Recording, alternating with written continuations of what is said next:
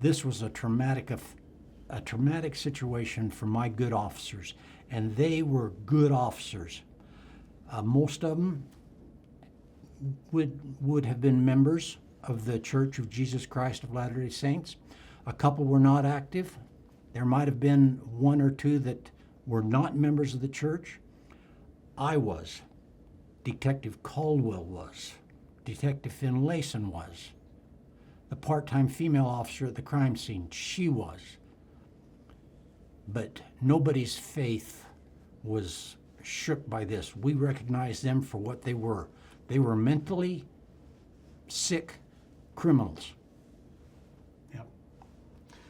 Thank you. So, of course, a number of people think that this was a ritual killing, given the, basically cutting ear to ear. Did you or any other investigators see this as a ritual killing? Not at all.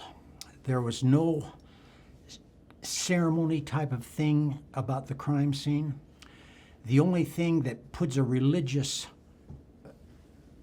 tinge on this is that revelation that Ron had about dedicating that instrument and removing people. That occurred 2 or 3 months before the homicide.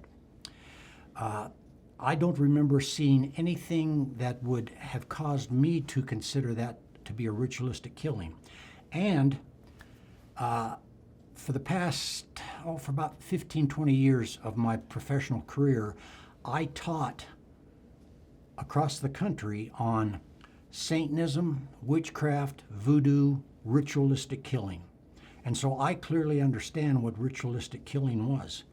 And that killing was not. They beat her because she resisted. They strangled her with the cord in hopes to kill her. You could clearly see 3 bruise circles around her necks, 2 to 3. When she continued to fight and scream, they smothered her. Apparently, that did not kill her. And so they had brought that knife, which was not the instrument that they wanted to dedicate. It was a knife of convenience that they had purchased just the day or two before. That knife was not set apart. It was not consecrated. It was not dedicated. It was simply a way to make sure that she was dead. The term ear to ear is a term that I used because, in fact, Brenda's throat was cut from just below the ear to just below the ear. One smooth, long cut, which certainly did kill her. The autopsy, the medical examiner said, the beating probably would not have killed her. The strangulation and smothering could have killed her, but the blood let from the knife wound certainly did kill her.